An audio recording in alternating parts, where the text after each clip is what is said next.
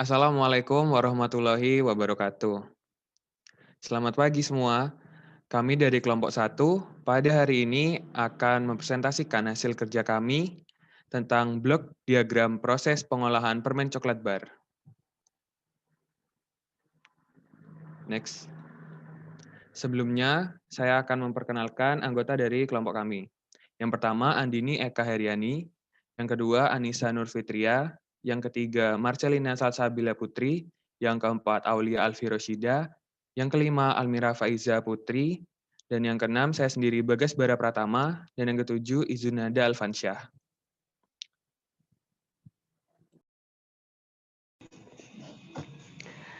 Coklat. Coklat mengandung susunan gizi cukup lengkap. Per 100 gram coklat susu mengandung energi 381 kalori, 9 gram protein, 35 gram lemak, 200 mg kalsium, 200 mg fosfor, dan vitamin A.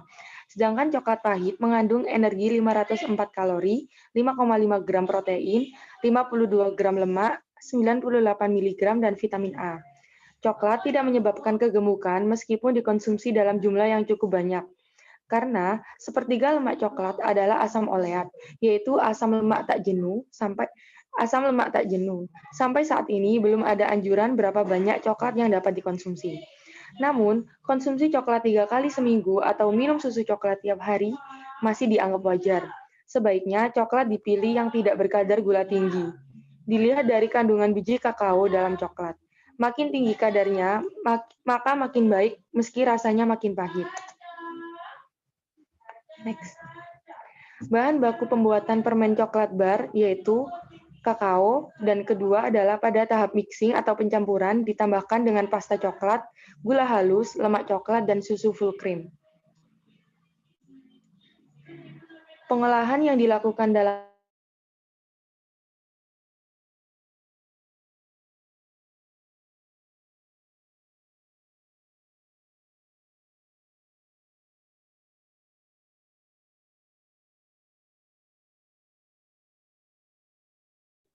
Mohon maaf seperti Pengolahan yang dilakukan dalam pembuatan permen coklat bar yaitu pengolahan primer, pengolahan sekunder, dan pengolahan tersier.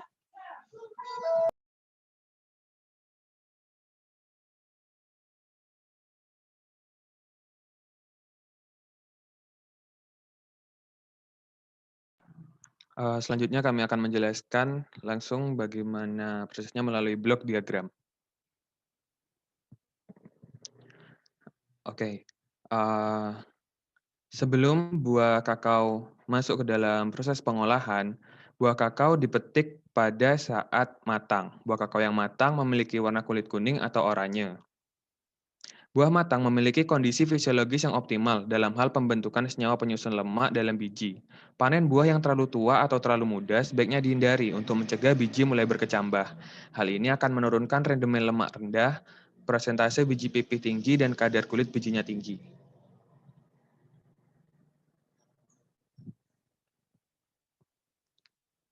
Selanjutnya, Setelah pemanenan buah kakao, selanjutnya buah kakao tersebut melalui tahap sertasi buah. Sertasi buah merupakan tahapan penting dalam menghasilkan biji kakao yang bermutu baik. Tujuan dari sortasi adalah untuk memisahkan buah kakao yang sehat dan meninggalkan buah yang terkena penyakit, busuk, atau cacat. Selanjutnya, setelah dihasilkan buah kakao yang sehat, tahap selanjutnya yaitu pengupasan buah. Pengupasan buah biasanya dilakukan secara manual. Alat pemecah yang digunakan adalah golok atau sabit. Tujuan dari pengupasan buah adalah memisahkan biji kakao dari kulit buah dan plasentanya. Pemecahan buah harus dilakukan secara hati-hati supaya biji tidak terlukai atau terpotong oleh alat pecah. Setelah dihasilkan biji kakao yang sudah dikupas, selanjutnya yaitu tahap fermentasi. Fermentasi biji kakao ini bertujuan untuk membentuk cita rasa khas coklat serta mengurangi rasa pahit dan sepat yang ada dalam biji kakao. Fermentasi menjadi proses yang mutlak harus dilakukan. Tujuannya akan diperoleh biji kakao kering yang bermutu baik dan memiliki calon aroma serta rasa coklat yang khas. Biji kakao yang tidak terfermentasi ditandai dengan ciri-ciri bertekstur pejal, berwarna salty, memiliki rasa yang sangat pahit dan sepat, serta bercita rasa coklat. Biji kakao yang terfermentasi dengan baik akan bertekstur agak remah atau mudah pecah, warna biji sepenuhnya coklat sampai coklat dengan berwarna ungu. Cita rasa pahit dan sepat tidak dominan dan tentunya berkualitas baik. Secara fisik, kesempurnaan hasil fermentasi dapat dilihat dari uji belah atau cut test.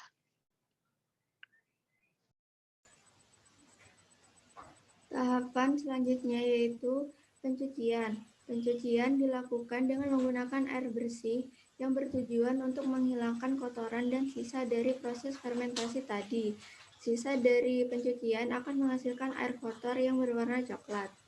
Setelah proses pencucian yaitu penjemuran. Tahap pertama pengeringan awal diawali dengan proses penjemuran untuk mengurangi kadar awal biji kakao dari 55% sampai 25% dengan bantuan sinar matahari. Selanjutnya yaitu dilanjutkan dengan pengeringan tahap kedua yaitu pengeringan mekanis. Sehingga biji kakao dapat langsung dikeringkan sampai kadar air 7%. Proses pengeringan juga dilakukan untuk menghasilkan biji dengan kualitas baik, terutama dalam hal fisik, calon cita rasa, dan aroma yang baik. Setelah pengeringan mekanis, maka dilanjutkan dengan tahap sortasi, yaitu dengan melakukan pemisahan antara biji baik dan cacat, sehingga meninggalkan biji yang pecah, tidak terfermentasi, dan kotoran. Selanjutnya dilakukan pembersihan, yaitu dengan air bersih dan meninggalkan air kotor, dilakukan untuk menghasilkan mutu produk yang maksimal. Untuk mendapatkan hasil pengolahan yang optimal, harus memperhatikan syarat mutu bahan baku. Di antaranya, biji kakao harus bebas dari kontaminasi jamur. Dipilih ukuran biji yang seragam. Kontaminasi dari benda keras atau batu dan besi. Dari aspek efisiensi produksi, kadar kulit, kotoran, dan kadar air akan berpengaruh pada rendemen hasil. Setelah itu lanjut ke proses pemanggangan, yaitu biji kakao dipanggang untuk mengembangkan karakter dari rasa coklat yang khas, serta untuk mengurangi kadar air yang ada pada biji kakao. Selanjutnya yaitu tahap pemisahan kulit. Pemisahan kulit bertujuan untuk memisahkan kulit ari kakao dengan daging buah atau yang disebut dengan nib. Proses pemisahan ini dilakukan dengan menggunakan mesin pemisah kulit dan daging biji kakao. Pada mesin pemisah kulit dan nib kakao terdiri atas 3 tahap, yaitu silinder, screening, dan blower. Silinder berfungsi sebagai alat pemutar yang berfungsi sebagai pemecah daging buah dan kulit. Screening berfungsi untuk memisahkan bagian kulit ari dan daging buah, sedangkan blower berfungsi sebagai penyedot kulit sehingga bisa dipisahkan pengeluaran antara kulit dan daging buah. Kulit ari yang dipisahkan akan dimanfaatkan sebagai bahan pakan ternak dan biogas. Tahap selanjutnya yaitu penghancuran atau pemastaan. Pasta coklat digunakan sebagai bahan baku makanan dan minuman. Pemastaan kasar dilakukan dengan mesin pemasta untuk memperkecil ukuran nib kakao. Pemastaan kasar dilakukan dengan menggunakan mesin tipe silinder dengan suhu 35 derajat Celcius sehingga menjadi pasta dengan kehalusan 40 μm. Hasil yang diperoleh setelah proses pemastaan kasar ini adalah pasta coklat dengan tekstur yang masih kasar. Hasil ini bersifat oily. Tahap selanjutnya yaitu pengempaan. Lemak kakao dikeluarkan dari pasta kakao dengan cara dikempa. Rendeman pengempaan sangat dipengaruhi oleh kondisi pasta seperti suhu, Ka, ukuran partikel, dan tekanan kempa. Lemak kakao akan relatif mudah dikempa pada suhu antara 40-45 derajat Celcius.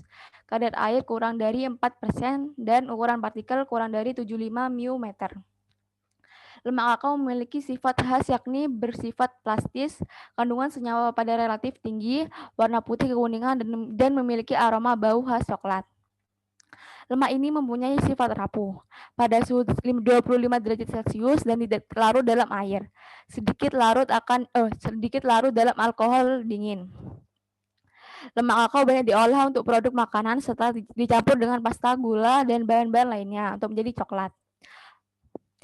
Sedangkan sisa hasil pengempaan adalah bungkil padat dengan kandungan lemak berkisar antara 10-22%. Bungkil daging biji hasil pengempaan dihaluskan dengan alat penghalus dengan suhu sekitar 34 derajat Celcius. Untuk memperoleh ukuran fraksi yang seragam, setelah penghalusan dilakukan pengayaan dengan mesin tipe getar untuk memperoleh ukuran bubuk coklat sampai 120 mes. Biji kakao relatif sulit dihaluskan dibandingkan biji-biji dari produk pertanian lainnya karena pengaruh kadar lemak. Lemak yang tersisa di dalam bubuk akan meleleh saat dihaluskan karena gesekan dan menyebabkan komponen peralatan penghalus tidak dapat bekerja secara optimal jika suhu penghalusan di bawah 34 derajat Celcius. Fraksi gliserida dalam lemak menjadi tidak stabil dan menyebabkan bubuk mengumpal kembali membentuk bongkahan. Untuk itu, selama proses penghalusan suhu operasi harus dikontrol akan diperoleh bentuk bubuk yang stabil baik warna maupun sifat-sifatnya. Selanjutnya, setelah pengembangan yaitu proses pencampuran mixing. Pada proses mixing dilakukan pencampuran permen coklat. Nah, di sini disebutkan formula susu, lemak, dan bahan lain. Dan sebenarnya formula ini boleh beda tergantung kebijakan dari pabrik tersebut. Karena pada proses mixing inilah yang membedakan produk coklat antara pabrik satu dan pabrik yang lain. Proses ini menghasilkan pasta coklat kasar. Setelah proses pencampuran atau mixing dilanjutkan dengan proses penghalusan. Proses penghalusan biasanya dilakukan hingga 10 kali ulangan. Selain untuk menghaluskan partikel pasta, proses ini juga sekaligus untuk menghaluskan partikel gula. Proses penghalusan adonan berlangsung secara berulang sampai diperoleh adonan coklat dengan tingkat kehalusan yang diinginkan, biasanya di bawah 20 mm. Proses ini menghasilkan pasta coklat halus atau semi padat. Selanjutnya yaitu tempering. Sebelum dicetak, adonan coklat tiap cetak harus melewati proses tempering atau penyimpanan adonan dalam ruangan dengan kondisi suhu dan waktu tertentu. Ini saya mengutip dari Alex 2003. Pada awal tempering, coklat dipanaskan pada suhu yang lebih tinggi dibandingkan titik leleh semua jenis kristal coklat, yaitu di atas 50 derajat Celcius. Dengan proses thermal ini, struktur coklat akan leleh. Setelah itu, pendinginan cepat menjadi suhu 26 sampai 27 derajat Celcius akan menyebabkan pembentukan polimorf stabil dan tidak stabil menjadi kristal. Suhu dipertahankan pada titik ini untuk meratakan pembentukan kristal secara menyeluruh pada campuran pasta dan untuk pembentukan inti kristal secara lengkap. Selanjutnya, suhu dinaikkan kembali menjadi 30 sampai 32 derajat Celcius untuk melelehkan jenis kristal yang tidak stabil, yaitu jenis kristal 1, 2, 3, dan 4. Perbedaan penomoran jenis kristal ini didasarkan pada karakteristik daripada jenis kristal tersebut. Dengan demikian, kristal yang masih tetap bertahan adalah kristal nomor 5 dan 6. Kristal yang memiliki atau membentuk tekstur lembut dan brittle pada permen coklat.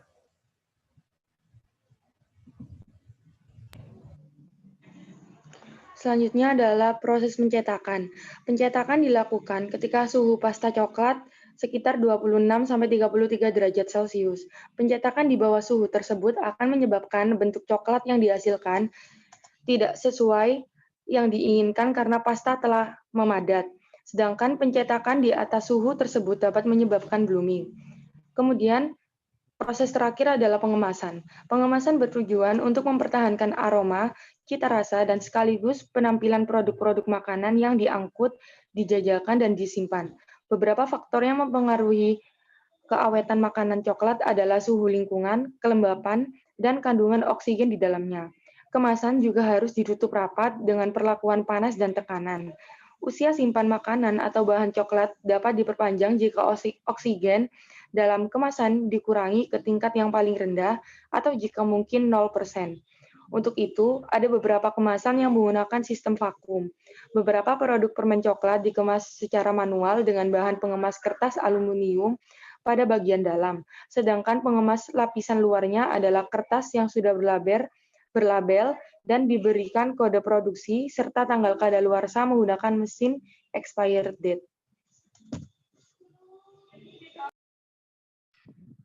Setelah melalui semua proses tadi hingga proses pengemasan, jadilah permen coklat bar yang siap dipasarkan.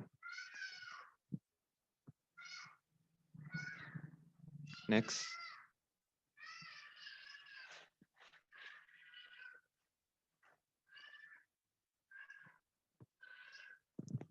Kira-kira sekian penjelasan dan presentasi dari kami, kelompok 1, mengenai proses pembuatan permen coklat bar.